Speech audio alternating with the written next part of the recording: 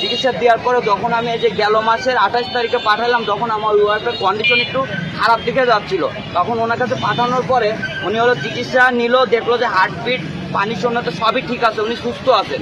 তাহলে উনি সুস্থ আছেন, উনি আবার একটা ইনজেকশন পুশ করছিল, ইনজেকশন পুশ করার পরে কিছু ওষুধ দিছিল প্রাথমিক চিকিৎসার জন্য।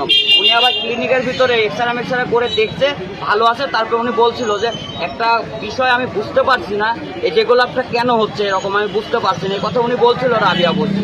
বলার পরেও 5 মিনিট পরে আবার এই কথাগুলো ক্যান্সেল করছিল উনি একটা ভালো ডাক্তার যখন কন্ডিশন বুঝতে পারবে একটা রোগীর ভালো নেই, তো উনি তখন চিকিৎসার জন্য উনি না পারলে তো হাই লেভেলের লোক আছে, আরো ডাক্তার আছে, তো উনি পারে তো আরেক জায়গায় পাঠাইতে। কিন্তু এইভাবে প্রত্যেকটা ডাক্তার তো মানুষকে মারি ফেলানির উনি ইলিনি কারিগর ইনি, যে আসলে আমি পারছি না। উনি কি টাকার জন্য ব্যবসা করতে বলছে এখানে, যে টাকার জন্য দেখা যাচ্ছে আমি এই রুগীটাকে এখান থেকে রিলিজ করে দিলে পারে এই রুগীটা চলে গেলে আমার কামাই কম হবে, এই জন্য দেখা যাচ্ছে উনি এগুলা ভাবেই দেখা যাচ্ছে আমার ওয়াইফকে পাঠাইছিল না উনি।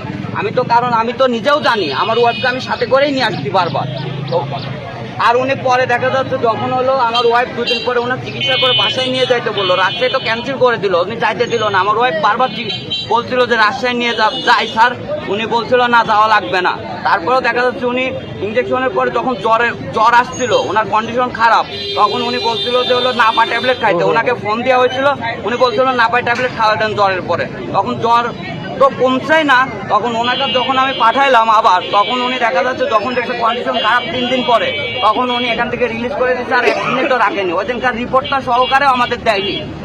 ওই দিন যে রিপোর্ট হয়েছে উনি রিপোর্ট চেক করছে, রিপোর্ট চেক করে ওই রিপোর্টটা আমাদের দিছিল না।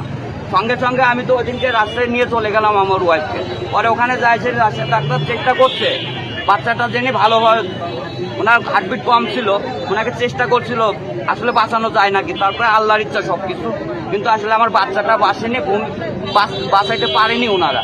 একটাই কারণ হলো আমরা ওনার কাছে চিকিৎসা নিচ্ছি আমার বাচ্চার ওয়াইফ যেন সুস্থ থাকে, কিন্তু আসলে উনি দেখলো যে আমার বাচ্চার কন্ডিশন খারাপ ভিতরে, তাহলে উনি কেন সঠিক সিদ্ধান্ত নিল না। আর এই সব ড্রাইভার হলো রাবিয়া বস্তিরই, কারণ উনি দায়িত্ব নিয়ে আমি আগে থেকেই ওনাদের কাছে চিকিৎসা নিচ্ছি, কেন উনি ভুল ট্রিটমেন্ট দিয়ে আমার বাচ্চাটাকে মেরে ফেলাইলো। আমি এর সঠিক তদন্ত করে বিচার চাই। ধরো যেদিন তুমি বাচ্চা পেটে সেই 1 মাসের থেকে ধরো নিজ কাছে চিকিৎসা, তাহলে সে দেখলো যে বাচ্চাটা ভিতরে হচ্ছে বেকায়দায় আছে, সে কি বলবে না যে আমি এত চিকিৎসা করছি, মাসের মধ্যে 2 বার করি আমি দেখতেছি, তাহলে বাচ্চাটা উল্টা হয়ে আছে, বাচ্চাটা মাথাটা বুকের ভিতরে আছে, তাহলে হচ্ছে আমি পারছি না, তাহলে আপনি হচ্ছে অন্য ডাক্তার দিয়ে দেখান। সে কিসের জন্য এই কথাটা বললো না? আজ 7 মাস ধরে সে আমার বৌমা তার কাছে চিকিৎসা, সে কোনো সময়কার জন্য এই কথা বলিনি। পরে 8 মাসের কালে আমার বৌমা হচ্ছে রাজশাহীর ওই মঙ্গলবারে 3 তারিখে বলেছে যে দেখুন বিরাট ভাঙতে আমার বৌমা একদম না বাঁচা অবস্থা। একাধিক অভিযোগ, আপনি আপনার ভুল চিকিৎসায় একাধিক রোগী মারা গেছে, কেন এই অভিযোগ? এটা ভুল কথা, একদম ভুল কথা। সঠিকটা কি বলেন? একাধিক রোগী মারা যায়নি। কয়েকদিন আগেও তো একটা গাইনি প্রসূতি রোগীকে আপনার ভুল চিকিৎসায় আপনি মারলেন, মারা যায়নি, আপনি বললেই হলো না ভুল চিকিৎসায় মারা যায়নি। কিভাবে মারা গেছে? এই অভিযোগগুলো কেন আসে? মিথ্যা অভিযোগ সবগুলা এই পর্যন্ত যতগুলো রোগী মারা গেছে সব কয়টাই মিথ্যা অভিযোগ।